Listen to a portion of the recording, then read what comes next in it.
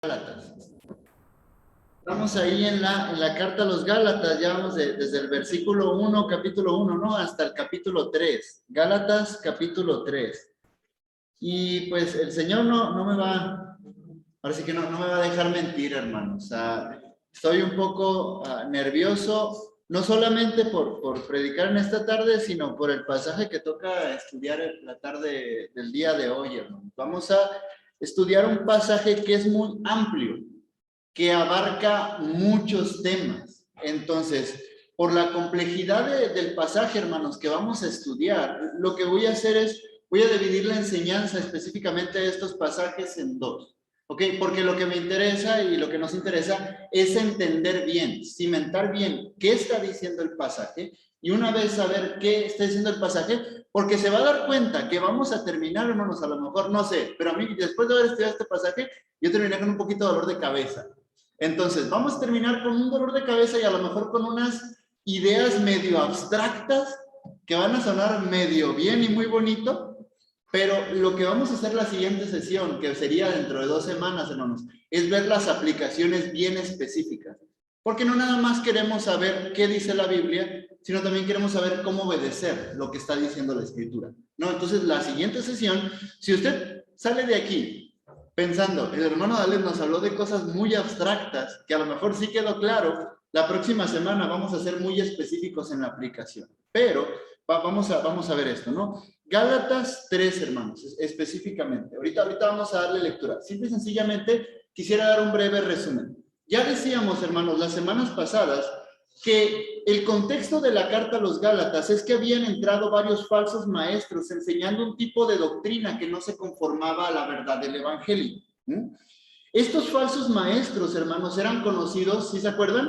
Alguien, hermanos, ¿ok? Que se acuerden. ¿Cómo se les conocía a estos falsos maestros que estaban atacando las iglesias de Gálatas? ¿Alguien se acuerda? ¿Alguien? ¿Nadie, hermanos? ¿En serio? ¿Alguien se acuerda? Ok, voy a darles una recordadita, ¿no?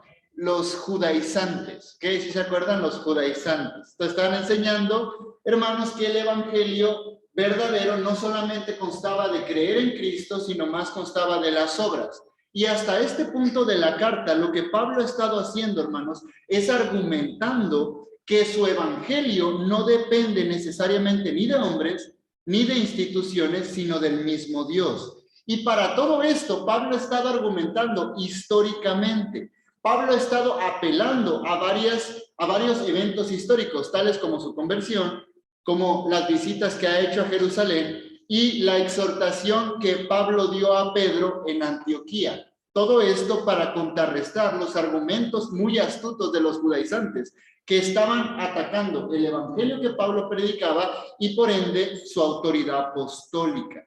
Ahora, lo curioso, hermanos, de esta carta es que hasta este punto del capítulo 3, como que no se siente que Pablo ha estado hablando con los creyentes de Gálatas. Si usted empieza a leer Gálatas, hay una referencia, hermanos, en el versículo 1 donde les habla, estoy maravillado que pronto se hayan alejado, ¿no?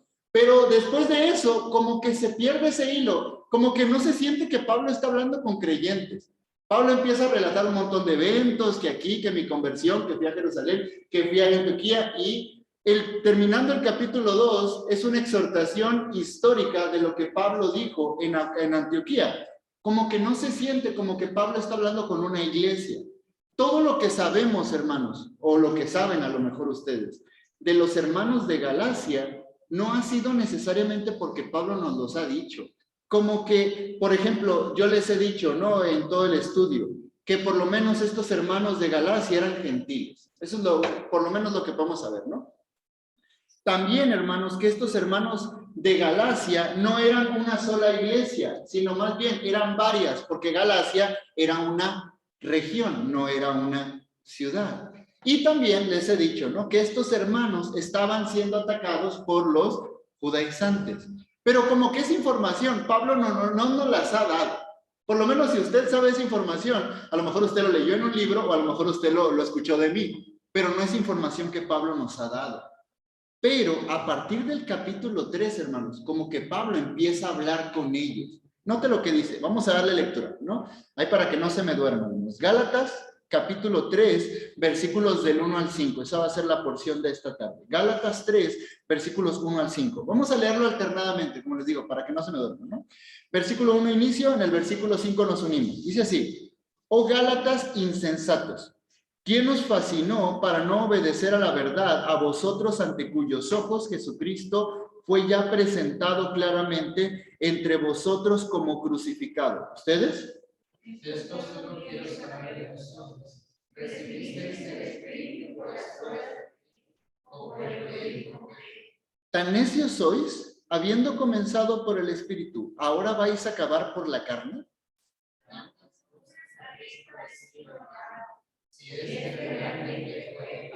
Todos juntos. Aquel pues que os suministra el Espíritu y hace maravillas entre vosotros, ¿lo hace por las obras de la ley o por el oír con fe? Vamos a hacer una oración. Señor, te damos gracias, Padre, por este tiempo que usted nos permite de poder estudiar tu palabra. Señor, ayúdanos a ir al texto. Padre, como les decía a mis hermanos, vengo un poco nervioso, muy nervioso, Señor, por lo que enseña el pasaje, Señor. No nada más es complejo, Señor, sino es difícil predicarlo, pero creo que nos pega a todos y a cada uno, Señor. Ayúdenos, Padre, a poder entender, mis hermanos, y poder yo explicar, Señor, de una manera clara, Señor, de una manera evidente. Ayúdanos, Padre, en esta hora, y también tener una buena disposición de obedecer. En el nombre de tu Hijo amado Cristo Jesús. Amén. Hermanos, acá Pablo vuelve a hacer referencia a los creyentes de Gálatas. Ahora sí ya se siente como que Pablo está hablando con los Gálatas, ¿no? Y creo, hermanos, por este pasaje, que es más que obvio que ellos estaban siendo seducidos por las doctrinas de los judaizantes, ¿sí o no? Aquí en este pasaje se siente como que Pablo le está diciendo, ustedes están siendo seducidos. Estos falsos maestros, hermanos, estaban tratando de convencer a los Gálatas de que la fe en el sacrificio de Cristo no es suficiente para obtener el favor de Dios, y que para seguir avanzando en la vida cristiana era necesaria las obras. Es importante, ellos decían, creer en Cristo, porque recordemos que estos judíos no eran los judíos del tiempo de Cristo. Los judíos del tiempo de Cristo odiaban a Cristo, pero estos judaizantes, ellos decían, muy bien, hermanos, muy bonito eso que dicen de Cristo, pero no es suficiente. Hay algo más que les hace falta. También es necesario, ellos decían, cumplir las leyes, los rituales, los días de celebración del Antiguo Testamento, tales como la circuncisión, las leyes dietéticas del Antiguo Testamento. Ellos decían, ellos, hermanos, trataban de añadirle a la fe y a la gracia obras. Lo que Cristo hizo por ti, según ellos, ahora debe ser completado por lo que tú hagas por él. Y al parecer, estos judaizantes estaban logrando su objetivo. Ellos estaban logrando el objetivo. Y Pablo va a tratar directamente con los Gálatas. Ahora, quiero hacer una aclaración aquí, hermanos. Porque en el contexto del libro de Gálatas, cuando habla de las obras de la ley, o cuando habla de la ley, se está refiriendo a las obras como cantar, evangelizar, leer la Biblia, orar. ¿Se está refiriendo a esas obras? No. En el contexto de Gálatas se está refiriendo a la ley mosaica, a circuncidarse, guardar el sábado. Y hermanos, yo creo que la exhortación de Pablo va más dirigido a esas cosas. Pero uno podría pensar, ¿y eso qué tiene que ver con nosotros? ¿No? Porque no sé, hermanos, si alguien está siendo seducido por algún video de internet, porque eso se está viendo mucho, ¿no? Hay videos en internet, ¿sabes qué? Volver a nuestras raíces hebreas. Y hay un movimiento fundamental bautista que están proclamando y diciendo, vamos a volver a la raíz hebrea. De hecho, así se llama el movimiento, Raíces Hebreas. Y si alguien está siendo seducido por eso, de eso vamos a hablar. Pero, hermanos, siendo muy sincero yo creo que, por lo menos los que estamos aquí, no creo que estemos siendo seducidos, ¿no? O batallando con esa tentación de querer cumplir los rituales y las ceremonias judías para completar nuestra salvación en Cristo. Por lo menos creo que la mayoría no estamos en eso, ¿no? Pero de lo que vamos a hablar, hermanos, es de qué papel juegan nuestras obras en el proceso de santificación.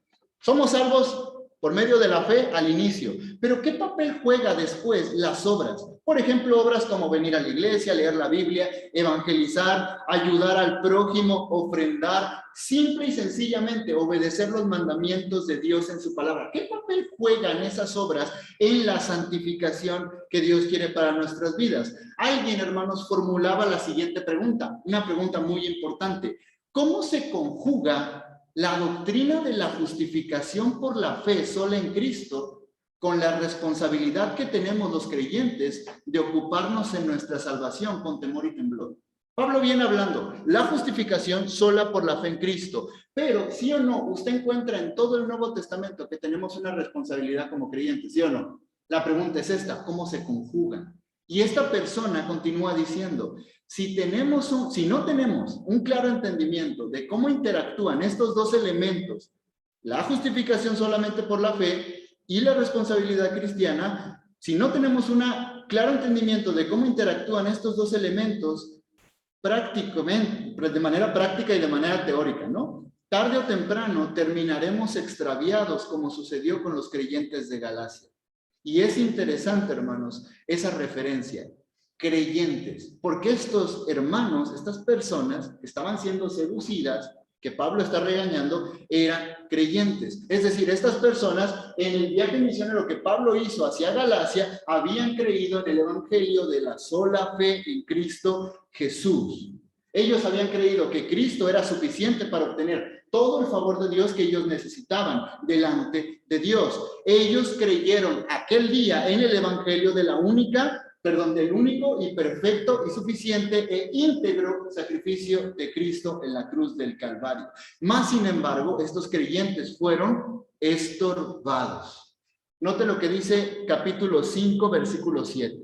Gálatas capítulo 5, versículo 7. Porque esto fue lo que pasó con ellos. Alguien, hermanos, aquí, que esté aquí, que quiera leer ese versículo. Gálatas capítulo 5, versículo 7. Por favor. Y, bueno, lo que voy a pedir es rapidez. Si usted tiene la disposición, que lo diga. Hermana María Jesús.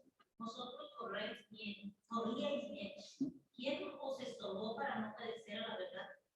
¿Qué es lo que nos está dando a entender este versículo? Que estos creyentes eran fieles al verdadero evangelio, pero tiempo después prestaron oído a las enseñanzas de los judaizantes.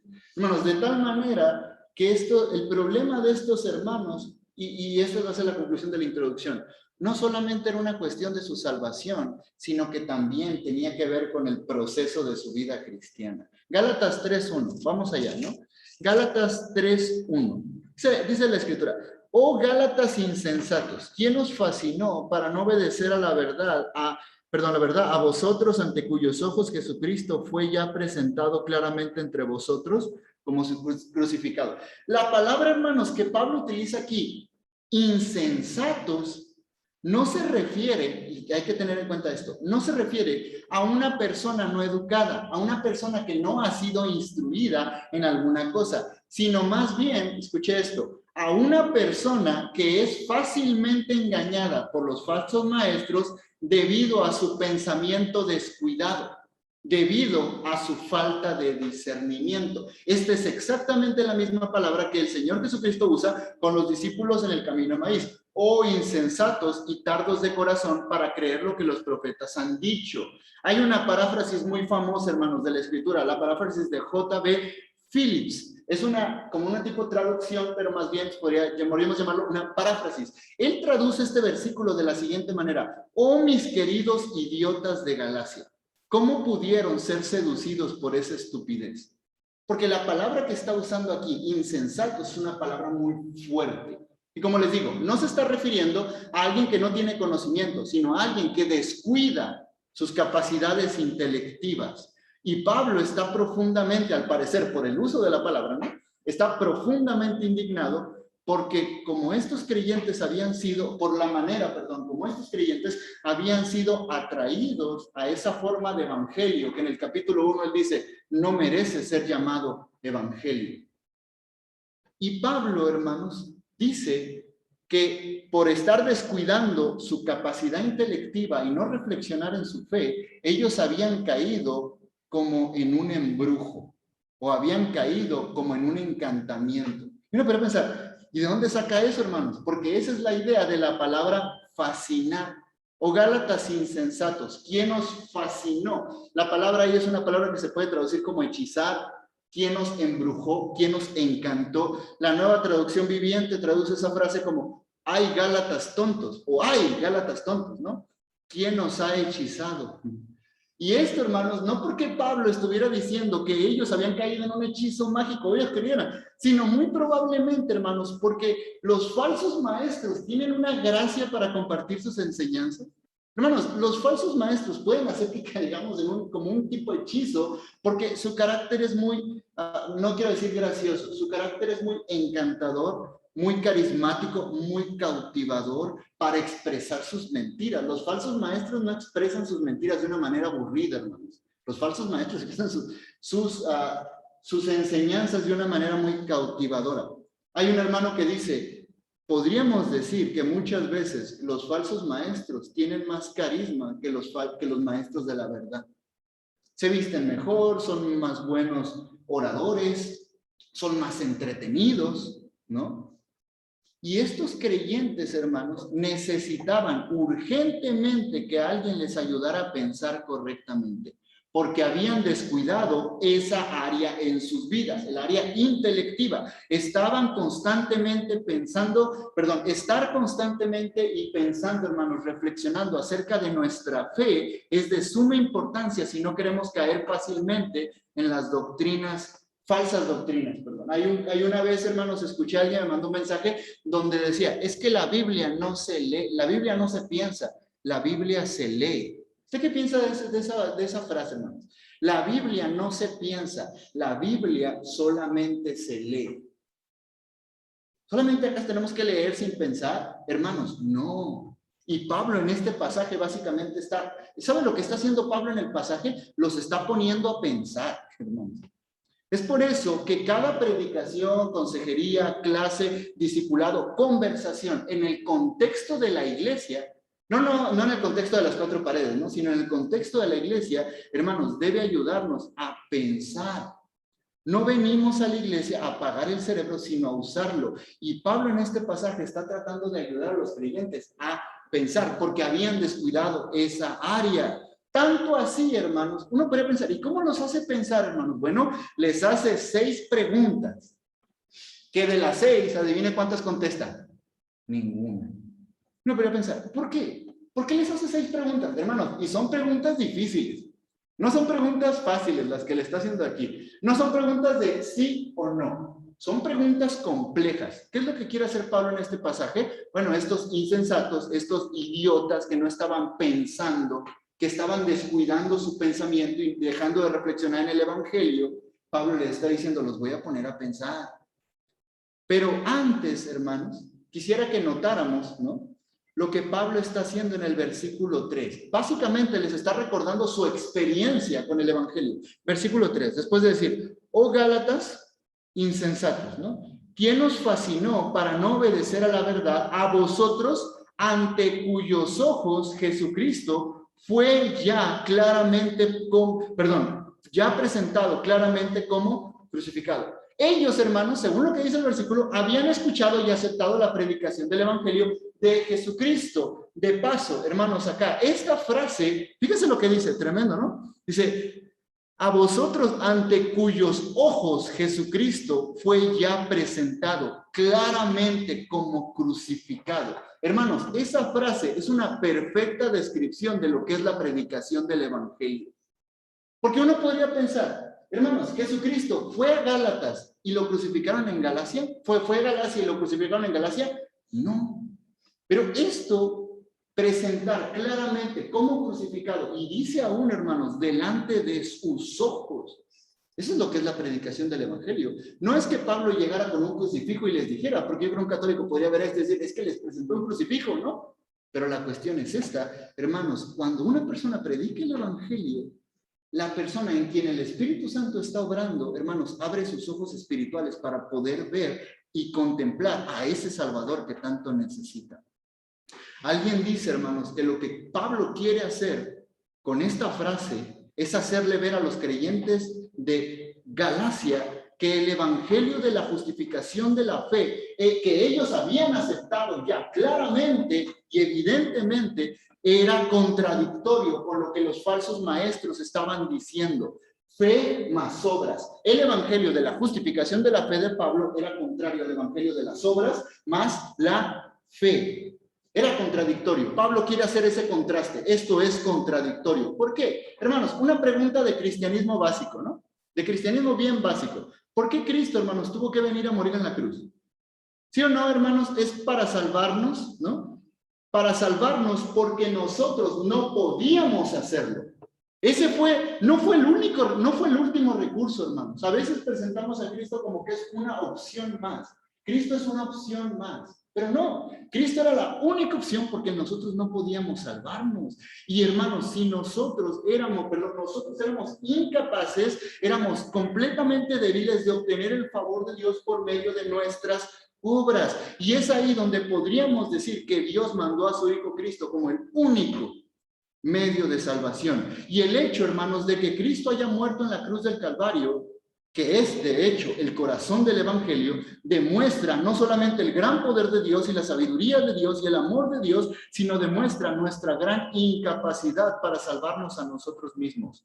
Esa mezcla, hermanos, de fe más obras contradice eso, porque afirmar que porque afirmar que yo me puedo salvar por mis obras sería rechazar completamente la gracia de Dios y el sacrificio de Cristo. Note lo que dice Gálatas 2:21. Eso es lo que mirábamos la semana pasada. Gálatas 2:21. No desecho la gracia de Dios, pues si por la ley fuese la justicia, si por la obra de la ley fuese la salvación, entonces por demás murió Cristo.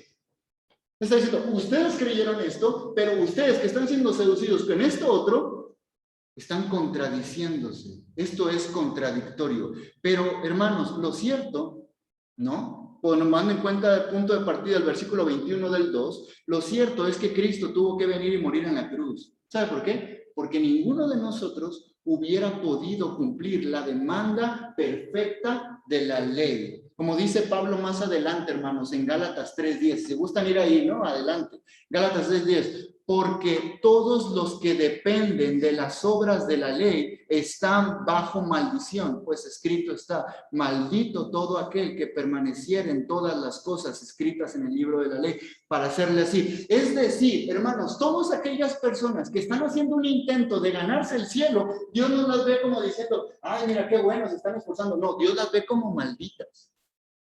Ese esfuerzo no es un esfuerzo que Dios aplaude, ni siquiera el intento más sincero. Dios los ve como malditos. Y Pablo está haciendo ver a ellos que ese evangelio que habían aceptado es completamente contradictorio con lo que estaban agarrando de los falsos maestros. Y Pablo, hermanos, no solamente quiere hacerles ver que estaban agarrando era contradictorio con el evangelio, sino que también era contradictorio a la obra del Espíritu Santo. Y entonces comienza a preguntar, versículo 3, ¿no? Gálatas 3:2, más bien, Gálatas 3:2. Esto, dice Pablo, quiero saber de vosotros. ¿Recibisteis el Espíritu por las obras de la ley o por el oír con fe? Hermanos, el Espíritu Santo está presente en la obra de salvación, ¿sí o no? La pregunta es, ¿cómo? ¿Cómo está presente el Espíritu Santo en la obra de salvación, hermanos? En primer lugar, hermanos, está presente abriendo los ojos de las personas para que vean su necesidad. Recuerdan ese pasaje que el Espíritu Santo viene a convencer de justicia, juicio y de pecado, ¿no? No en ese orden, pero creo que no se altera el orden en ese sentido, ¿no? El orden de los factores no altera el producto en ese sentido, ¿no? Ahora, pero en segundo lugar, hermanos, el Espíritu Santo no solamente convence, sino que el Espíritu Santo también viene a morar. Vaya a Juan 14, hermanos, porque eso es este pasaje es muy interesante para entender. Juan 14, por favor. Ay, van a ser las 8. Juan 14. Juan 14, versículo 18. El contexto de este pasaje, hermanos, simple y sencillamente es, los discípulos están tristes. ¿Por qué? Están en el aposento alto y los discípulos están tristes. ¿Por qué? Porque Cristo ya les había dicho, me voy a ir y los voy a dejar solos. No, me voy a ir, le está diciendo. Y vean lo que dice el versículo 18. No os dejaré huérfanos, vendré a vosotros. Cristo les está consolando y está diciendo, no los voy a dejar solos. Y luego, hermanos, curiosamente es en este mismo pasaje, versículo 16.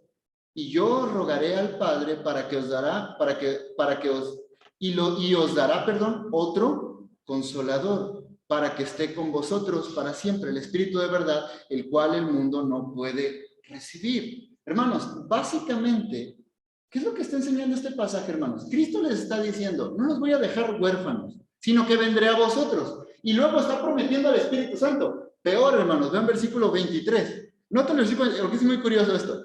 Dice, respondió Jesús y les dijo, el que me ama, mi palabra guardará, y mi Padre le amará, y vendremos a él y haremos morada con él. Y aquí se añade a alguien más.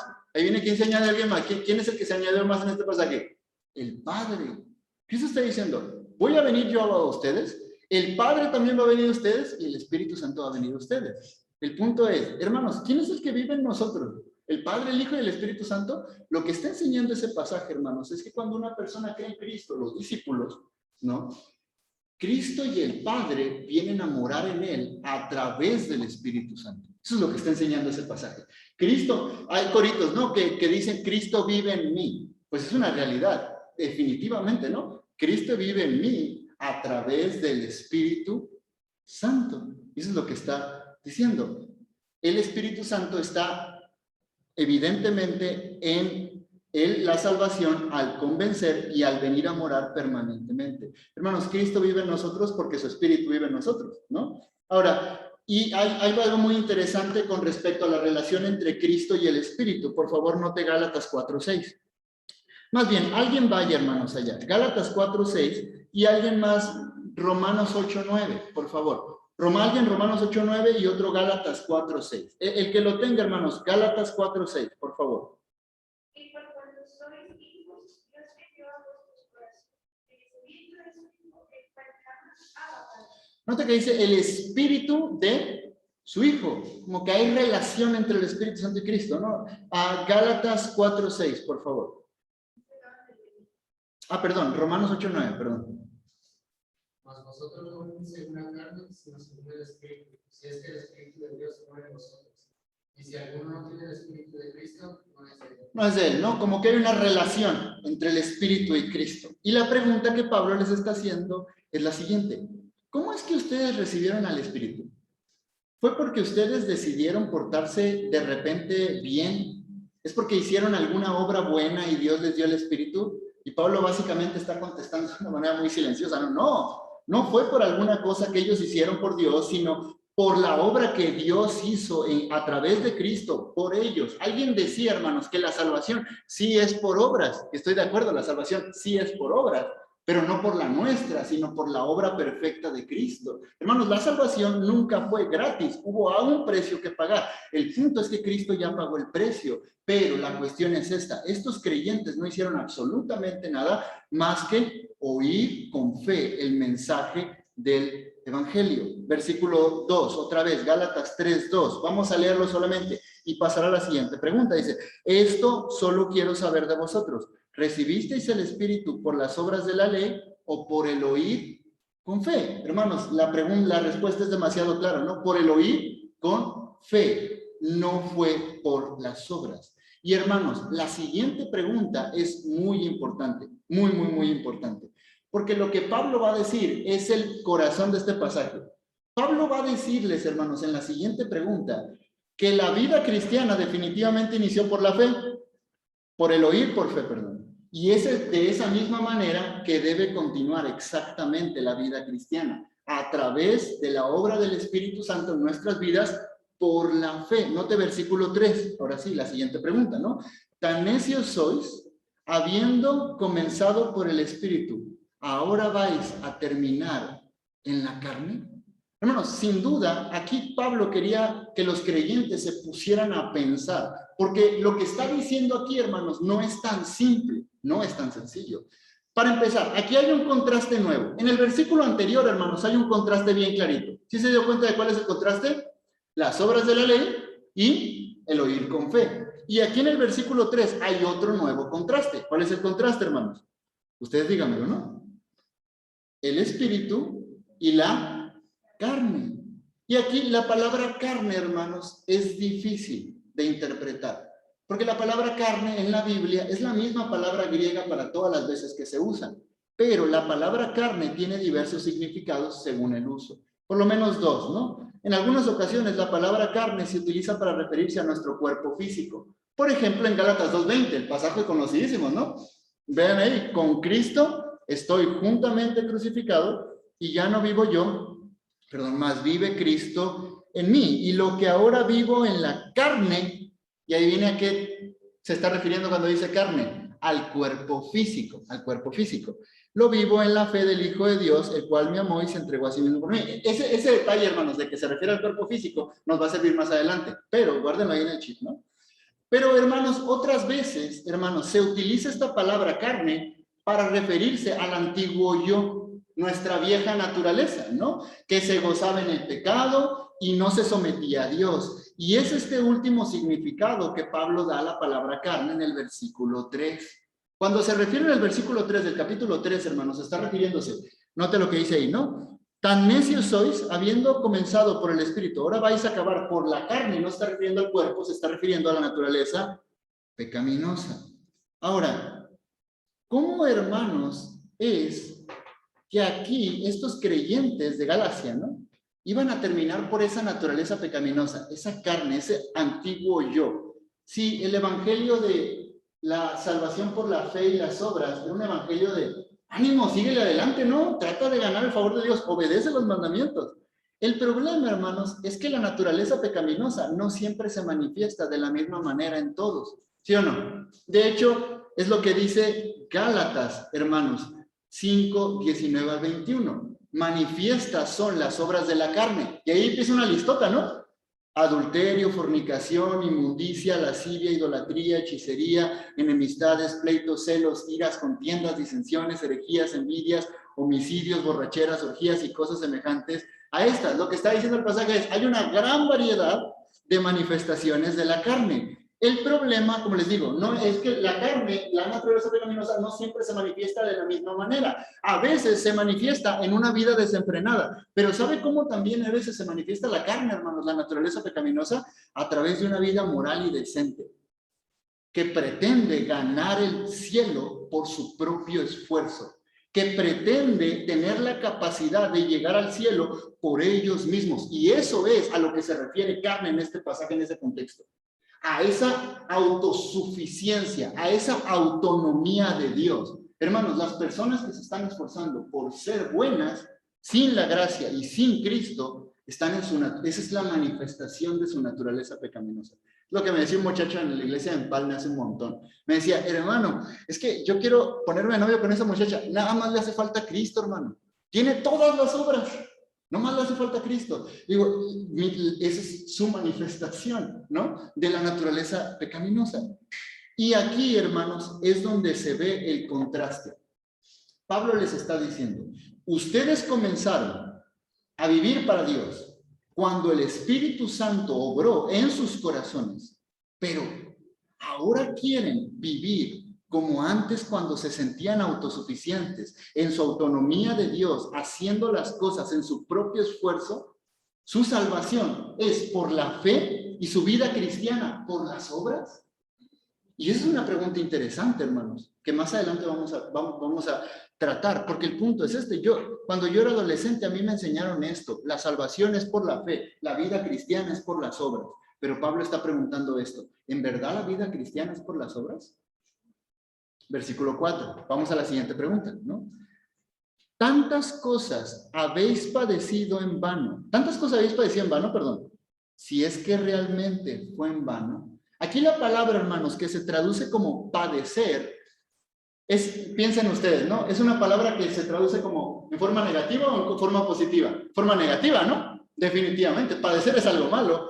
Pero la palabra griega, hermanos, padecer, se está refiriendo aquí, o se puede traducir como experimentar.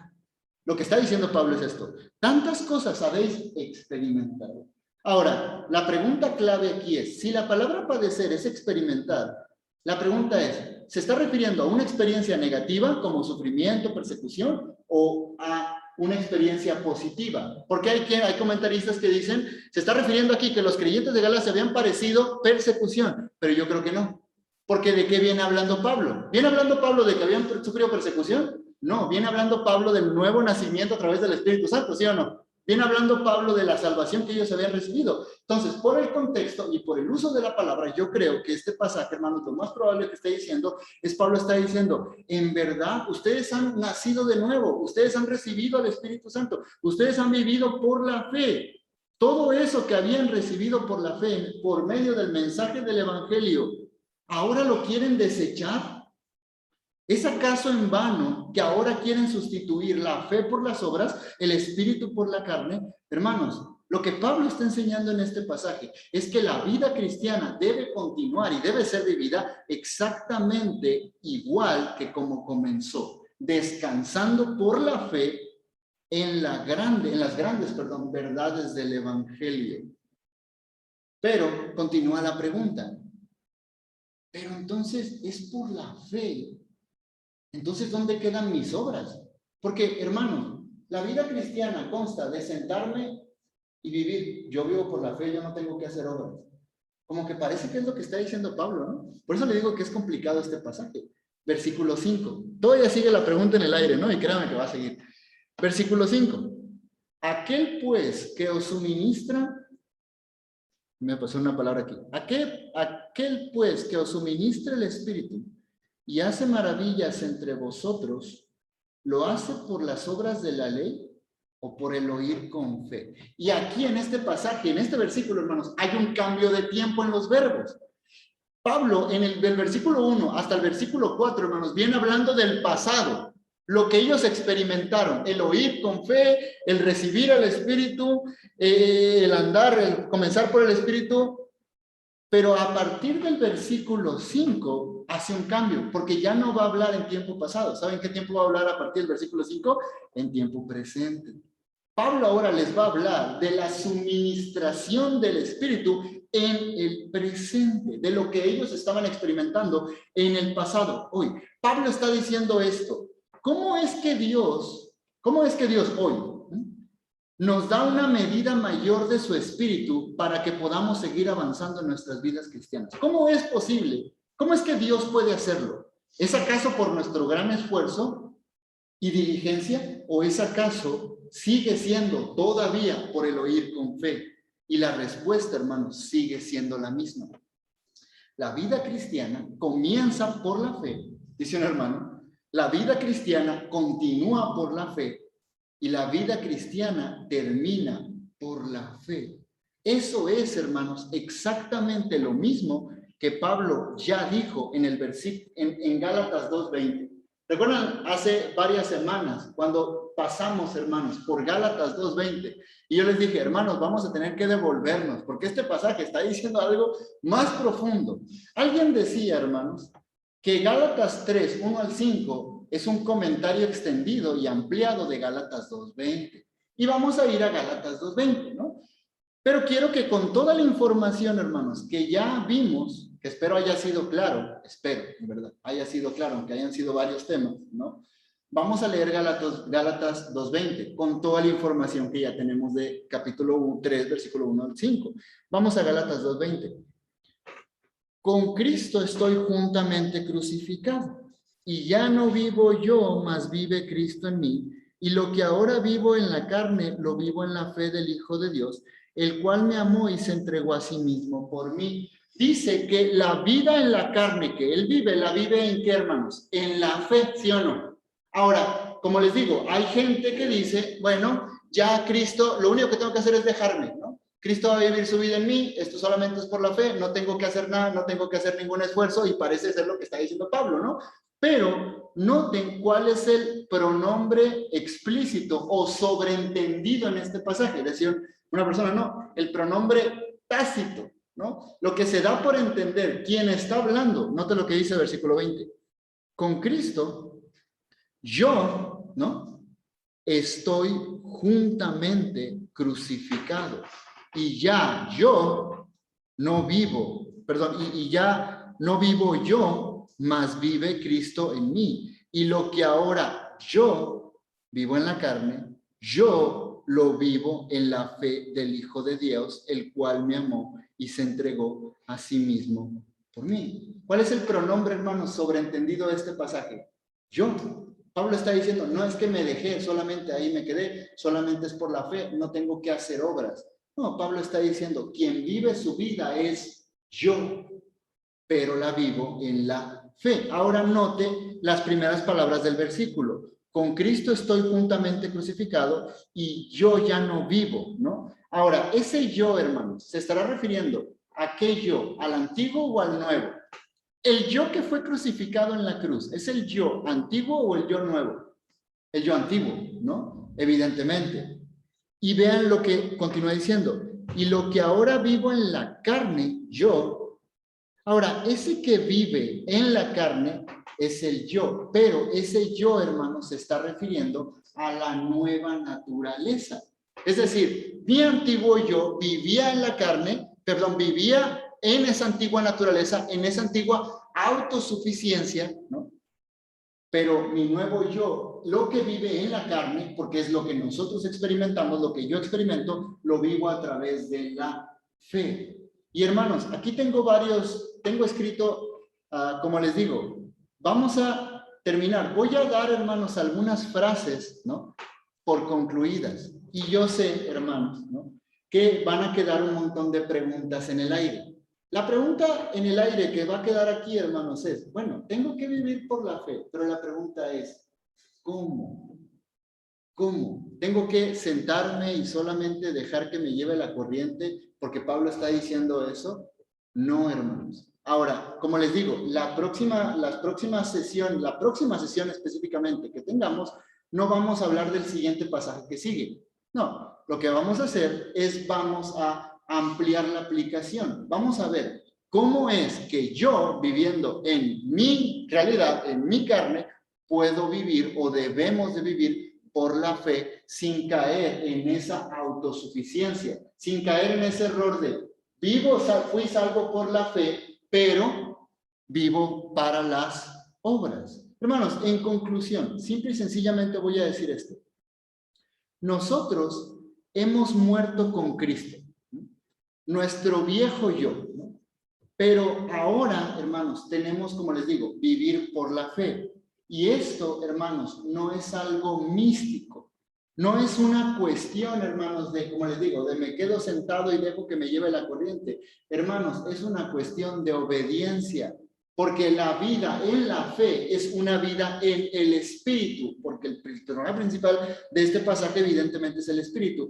Pero nuestra obediencia, hermanos, no es una obediencia como legalistas, es una obediencia en la fe. Hermanos, los creyentes tienen herramientas para obedecer a Dios, no como legalistas, no para obtener el favor de Dios, sino más bien descansando en la fe. Y es lo que vamos a ver la siguiente vez. Hermanos, las obras que hacemos en la fe, las hacemos en el Espíritu y las hacemos por amor. El creyente, nosotros debemos vivir por la fe, obedeciendo, hermanos, no para ganar el favor de Dios, y lo vamos a hacer más específico la vez siguiente, sino por agradecimiento bajo la influencia del Espíritu Santo, descansando en que Cristo, hermanos, ya pagó la deuda delante de Dios, que ya hemos sido justificados, de modo que podemos obedecer, hermanos, por amor, en sinceridad. El legalista, dice un hermano, obedece, hermanos, buscando el favor de Dios porque tiene temor o por orgullo. O es por temor o es por orgullo. Y eso es algo que tenemos que cuidarnos, ¿no? Obedecer a Dios. La obediencia a Dios, como dice, podríamos decir esto, la obediencia a Dios no siempre es buena. Yo podría decir, ¿cómo que la obediencia a Dios no? No, la obediencia a Dios no siempre es buena. Si obedezco a Dios por temor, eso no es bueno. Si obedezco a Dios por orgullo, eso tampoco es bueno. ¿Por temor a qué, hermanos? Por temor a que nos caiga un rayo. O por orgullo, para que me vean. Hermanos, la obediencia a Dios no siempre es buena. Pero la obediencia guiada por el Espíritu, a través del amor, ¿no? Por la fe únicamente, es una obediencia, como les digo, guiada no por el temor, por el orgullo, no por la vergüenza. Es una obediencia guiada por el amor, por medio de la influencia del Espíritu Santo, ¿no? Ahora, como les dije, hermanos, hasta aquí vamos a dejarlo. Yo sé que, y a lo mejor pudieron haber quedado esa pregunta, ¿no? Bueno, hermanos, me queda claro que la vida cristiana no se vive por las obras. Eso es lo que el pasaje está diciendo. Y eso es lo que simplemente quisiera que se vayan con eso en esta tarde. Hermanos, la vida cristiana no se vive por las obras. La vida cristiana se vive exactamente como inició, por la fe. Pero la pregunta que queda sobreentendida y que nos urge responder es ¿cómo? ¿Cómo hago eso? Próxima sesión, hermanos, voy a traer algunas diapositivas y vamos a ver específicamente aplicaciones de cómo hacer eso, ¿ok? De una manera equilibrada y de una manera bíblica. Pero no quise hacerlo, hermanos, porque si de por sí apenas vamos terminando la teoría, esto es un tema completamente aparte, pero no vamos a pasar al siguiente pasaje. Vamos a terminar de ver este pasaje, algunas claves de este pasaje que nos ayudan a entender el cómo, la aplicación específica. Simple y sencillamente ahorita, la vida cristiana inicia por la fe y la vida cristiana debe continuar y terminar únicamente por la fe. Próxima sesión continuamos, hermanos. Vamos a hacer una oración y vamos a terminar. Señor, te damos gracias por esto.